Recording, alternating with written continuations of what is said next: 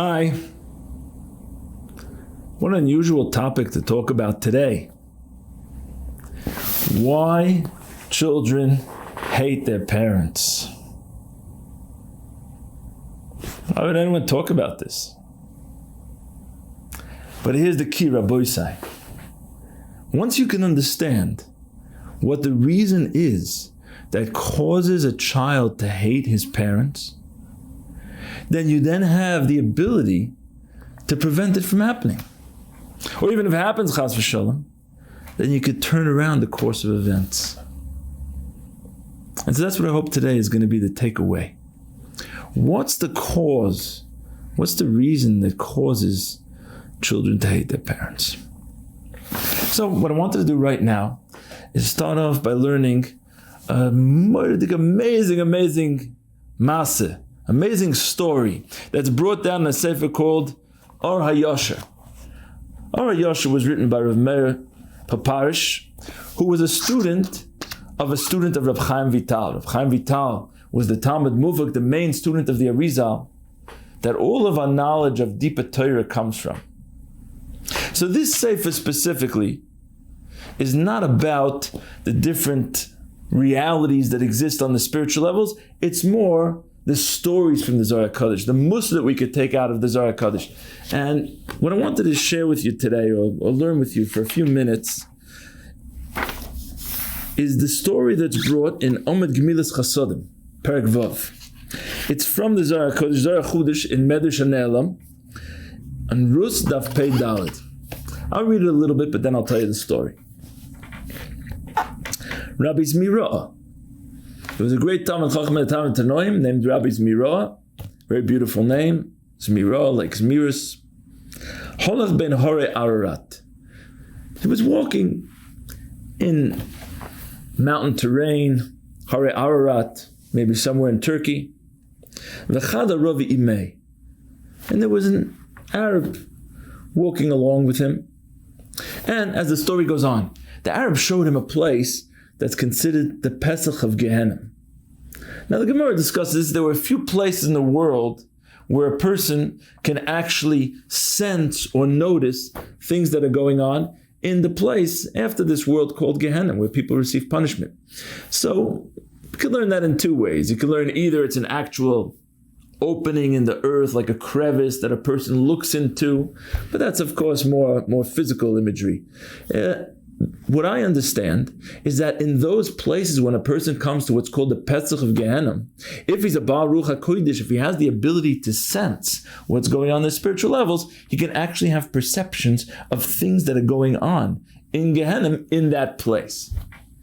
In any case, the Zohar HaKodesh says that Rabbi Zmira came to that place and he had a perception of something that was going on to a Jewish soul who was yelling terribly, and he saw that the angels in Gehenna were pulling him even further down for a worse punishment. And then the Arab left and Rabbi Zmira fell asleep. He fell asleep in that place, and no more, no less, that actual neshama that he had perceived before came to him in a dream. So Rabbi Zmira said to him, "Who are you?" So he said, "I'll tell you, I'm a butcher that comes from this and this town in Gola Elyon from the north of Israel. And I have to tell you, Rebbe, I did all the sins in the book. I did every one. Didn't leave out anything." Okay, guess it makes a lot of sense for what he's going through right now.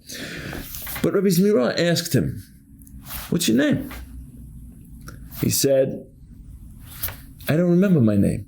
As we have passed down, that once the neshamas go to such a place after this world, they don't have the merit of even remembering who they were.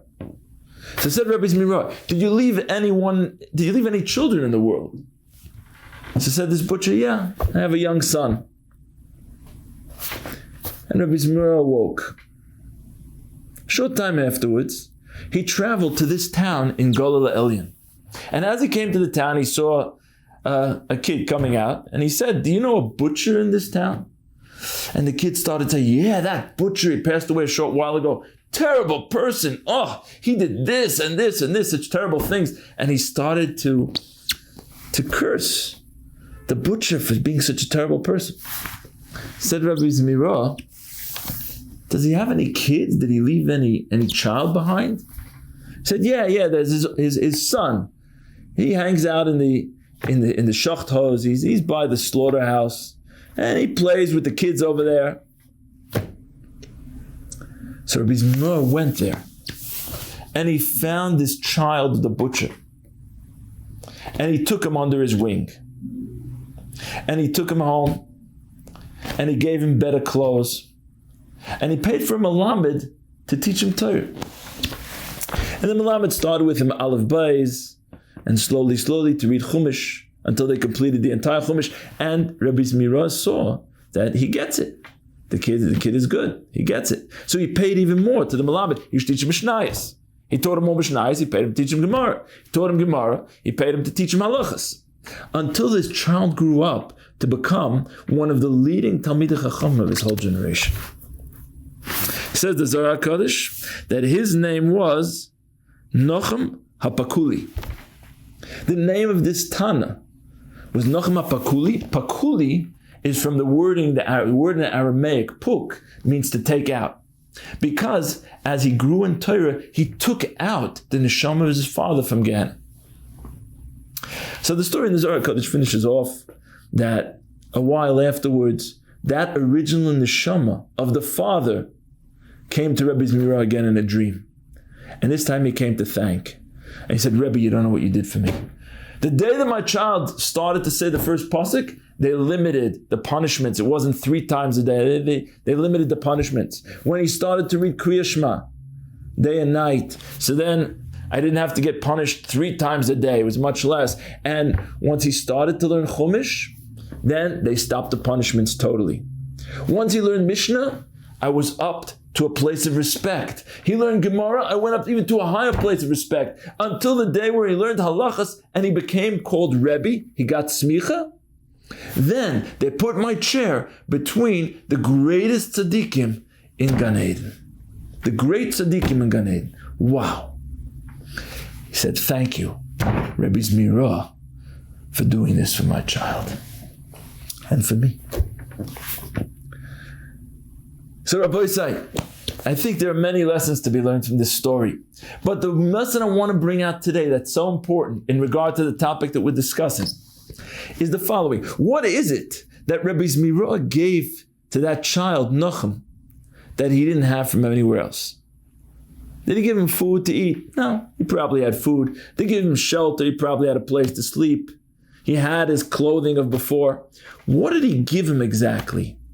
And here's the vort. What Rabbi Zmira gave this child that the child did not have before is called validation. Validation. Validation means you are important. And that validation changed the life pattern of that child forever. Now, why would giving validation to someone be of such great importance? Why is that so important? And the answer, Rabbi is because every person in the world has needs emotionally. Not only do we have needs physically, we know all the needs physically: to eat, to sleep, to drink water, to breathe air, to have clothing, shelter. We know those. But there are needs emotionally. The main 2 needs that every human being has emotionally is love, to give love and to receive love. And number 2, to feel uniquely important, to feel validated as an important person in the world. Because realize, Rabbi Isai, if a person comes to this world and he doesn't feel validated, obviously he's going to say to himself, what am I doing here? This is not easy to be in this world. Why am I going through all this? And whatever I do could be done by someone else, it could be done by 2, 3 other people. Why do you need me? So validation is a need of the neshama. And if a person doesn't have that validation, he's going to feel lacking, almost as if he lacks food and drink. He can have food and drink, everything that he needs, but if he doesn't have validation, he'll be thirsty for it, he'll be hungry for it. And so that's what Rabbi Zmira gave to this child. The child had before his physical needs, he might have even had emotional needs in some sense, but he never felt that he was important. And Rabbi Zmira gave him that feeling. And why is this message so important for us today? Rabbi Sai, the Navi says, at the end of days before Mashiach comes, there's not going to be a hunger for bread. Lo rov lo lechem. There's not going to be a thirst for water. Lo tzom l'mayim. Kim l'shmoyes divrei Hashem. The hunger is going to be to hear the words of Hashem. Many of us know this pasuk, but I have a very big kasha, I have a very big difficulty with this pasuk. What does it mean at the end of days, there's going to be a hunger to hear the words of Hashem? We're living at the end of days. Here we are. Is there a hunger for the words of Hashem? You have more shiurim going on today, maybe than in all of history.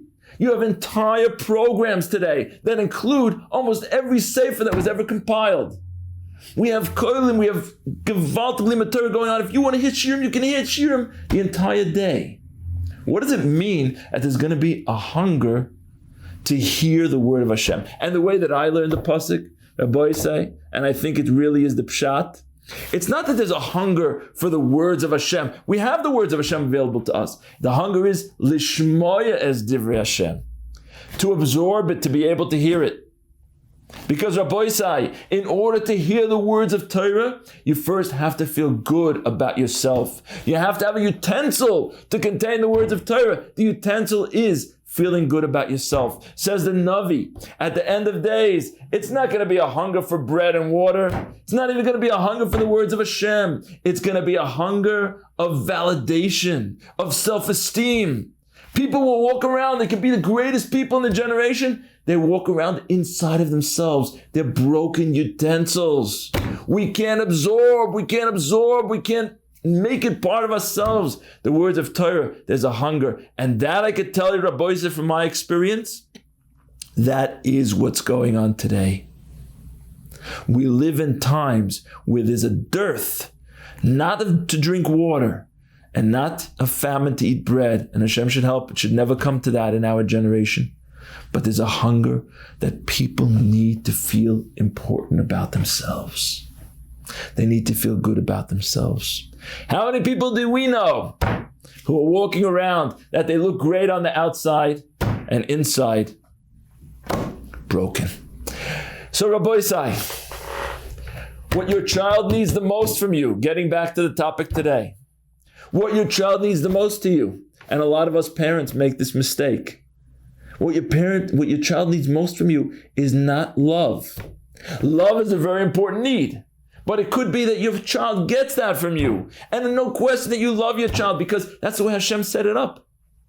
Those are the office settings of parents and children. That's the way we come pre-programmed.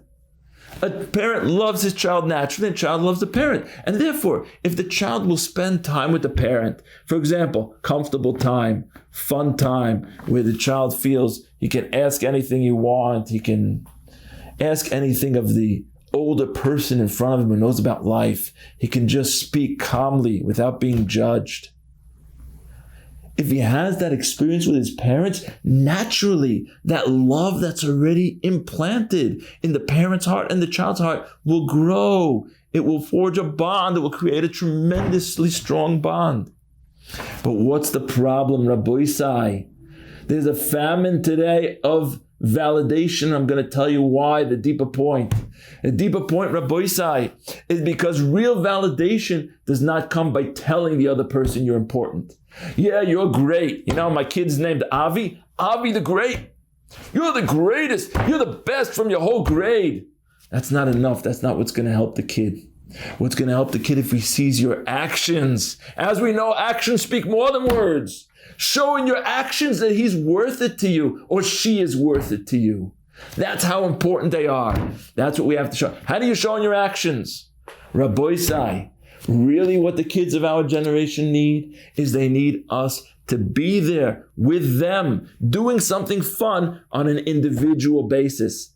Not together with the other kids, for each kid that you have, to spend some time with them. I would say minimal amount of time with an individual kid to do something fun with them would be an hour and a half, but that's really minimal. The real time is more like 2.5 hours. Take out 2.5 hours from your schedule and give it to your child, your relationship will never be the same. For the better. I challenge you, try it. But here's our nisayon, parents. Here's our problem. The Yetzer Hara has done a great job, gets a lot of credit, for giving us the same nisayon that Klal Yisrael had before the Yidden went out of Egypt. What was the greatest challenge that the Yidden had before they went out of Egypt? Lo Shama Moshe, they couldn't contain what Moshe Rabbeinu was saying. Because of shortness of breath, there was no time. They couldn't focus. They couldn't do anything. Every minute was taken up. Rabbi say, the Yetzer Hara has done a great job in this generation of accelerating what's called in Mrs. Sfarim Pizah HaNefesh, distractions. If you want to be distracted from the second you get up until the second you go to sleep, you can do that very easily today. You can be totally distracted from anything real in life. Not only that, a lot of us do it even without realizing that's what we're doing. That's how good the challenge of this generation is. There's so many distractions. So here's where it comes in play in regard to kids. Rabbi say, hear this vort. Try to understand, even for a few minutes, the psychology of a kid. A kid growing up, let's remember back when we were kids. We were little. We looked at the adults above us like the greatest people in the world. They're 3 times our height, right? So they're the ones who are our keys to the world, especially my father, my mother, my tati. I want to know from him how the world works. What happens? Every kid at a certain age, some a little earlier, some a little later, want to speak with their parents about certain things.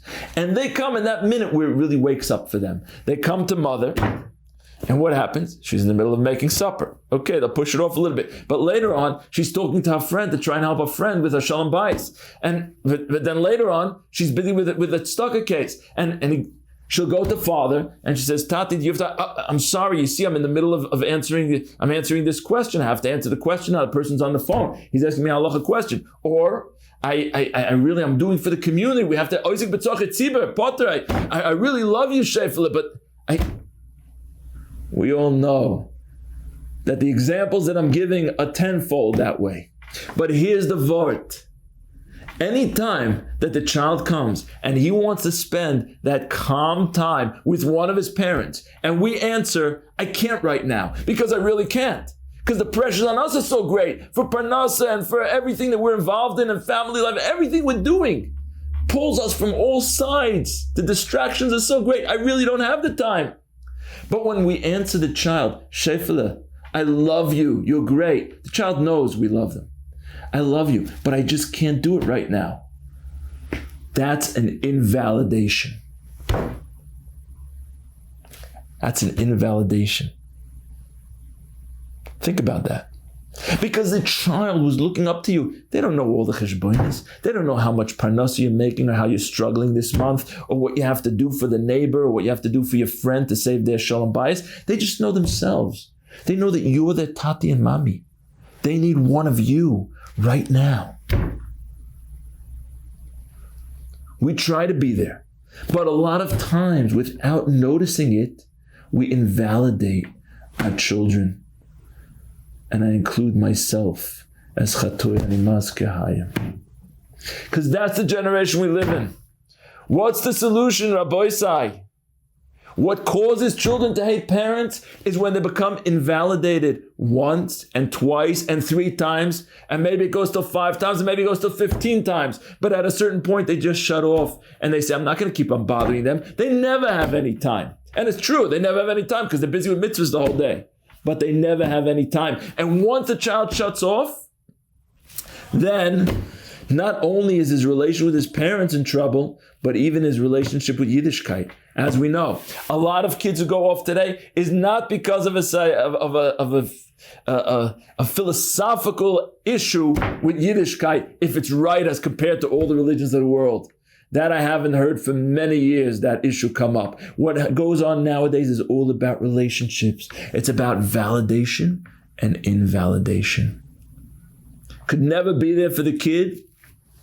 Okay, it's going to come out somewhere else because it's like a need. It's a famine. I got to have it. I got to be validated. So they'll find the next kid, especially when they reach their teens, as we all know. They'll find the next person who can give it to them, validation. And then it makes no difference, all the philosophical discussions. So Rabbi Say, a takeaway from today, and I hope it became clear, is that what we need to do, the Nisayon from our generation, myself included, is to rip ourselves away. Rip yourself away from whatever you're doing. And it's going to be hard because all these things are real needs. You got to make parnas and you got to be there for the rest of your family. And you got to take care of the community and whatever it is that you're doing. And all of these mitzvahs, true. Rip yourself away and give your child individually time with you on a certain consistent basis. Obviously, ideally, it would be once a week for each child. If you have 10 children, of course, it's going to be very difficult. But that's our nisayon. Or you do it once every 2 weeks, or once a month, or at least do it after hearing the shir. Rabbi Say, once you do it even once, you'll see a difference. But kol sheken, a lot of times, it can't be with the other kids together. It needs to be with that child. You tell them, I have an hour and a half for you. I have 2 hours for you. What do you want to do? And you go do whatever they want. And Rabbi will be surprised. They're not going to ask you for the expensive go-karting. And they're not going to ask you to go to the Luna Park. They might just ask you, I just want to walk in the park outside with you. I just want to walk with you. I just want to be with you. I just want to hang out with you. You know? And you'll realize that that's what they're starving for. And I challenge you, Rabbi Say, look your kids in the eyes and you'll see that their eyes are dripping with desire just to hear from you a word about how important they are. They're hungry for validation. But it's not only going to help to tell them a word how important they are, it's your actions need to show it. So I'll just finish up with this Masa, a Masa Shahaya, Choshev Talmid Chacham here in Eretz Yisrael, who had the following question. Let's just describe him as being known. He's known also in Eretz Yisrael and Chitzlar. It's written Sfarim, and he goes with a hat that has a very large brim. Let's just put it that way. In any case, his daughter, 16, one day came over to him and said, Tati, you remember you told me whatever I would like to do, you'll do with me for an hour and a half, whatever it is. I would like to go bowling. So he said, bowling? He lives in Eretz Yisrael. I thought that was something we left in America. She says, no, there are bowling alleys here. Even in Yerushalayim, there are bowling alleys. And then she walked away, Either yes or no, she'll wait to hear from her father. So he had a big shaila because if he's known in the Haredi community, how's it going to look, someone like him showing up in a bowling alley in a place that's near a Haredi, part of a Haredi town? How's it going to look? It shouldn't be a Chilul Hashem. So I'll just say a disclaimer to this story. This story does not mean to paskin for anyone. Anyone who has this shaila should obviously ask his Rav with all the details of whatever he has to do. But obviously, the way that this Talmid Chacham says this story is he got into a cab with his daughter, pulled himself away from everything he was doing, went with the cab to the bowling alley. He figured out a time of day, a certain time during the week where there wouldn't be that many people in the bowling alley. Just technically. And he took the cab and he went first into the bowling alley to check if anyone would raise an eyebrow, so to speak, at the fact that he was coming in. If it was an obvious Chilul Hashem. If it's an obvious Chilul Hashem, he can't go into the building. But he went in and he didn't see anyone that it would rustle their feathers, so to speak. So he went in with his daughter and he played 2 games. He won 1, she won 1. But he made the following statement when he came back. He said, Rav, you should know that what I gained from that game with my daughter was much, much more valuable than any amount of money that I could ever give to a therapist or makarev to help her with her connection to Yiddishkeit. I'll say it again so that you understand the depth of this statement. What he said was, what I gained with my daughter was worth more than any amount of money that I could give to any therapist or any makarev to connect my daughter more to Yiddishkeit. What does that mean to say? The issues that we have today with young people do not have to do with Yiddishkeit per se. It's all about relationships. When you spend that time with your child, she or he, and you go out with them, as I said, at least an hour and a half, but really it's 2.5 hours at some point. Halavai, it should be consistent. What you've done is you've built a relationship that's so deep that it goes beyond any of those other relationships outside. You don't have to worry so much anymore about what's going on in the high school that they go to. You don't have to worry so much about what that other kid who's not so good is going to have an influence, because you've built that deepest relationship with them. You've shown them through your actions, you are important to me. And the twinkle that she comes home in her eyes with after that experience is worth more money than whatever you can give to anyone in the world to convince her to love Hashem and to love the Torah. So Rabbi Sai, on Erev Rosh Chodesh Sivan, on the month we received the Torah, that the Shloah HaKodesh said that the whole purpose of receiving the Torah is in order to give it over to our children, to give over the message of Yiddishkeit. That's why we get together on Erev Rosh Chodesh Sivan. On this day, I give ourselves, all of us, the parents, who also are fighting a war of a little bit of lack of our own validation, but that's for a different time, to be able to rise above the challenge, to give our children what they really need, to give our children what's going to give them satisfaction and not remain in hunger. That should be the takeaway from today. And I wish every one of you tremendous hatzlach and siyat d'shmaya in this path. May all of our children come out from their youthful years and their teen years loving Hashem, loving their parents, and loving the Torah. Amen.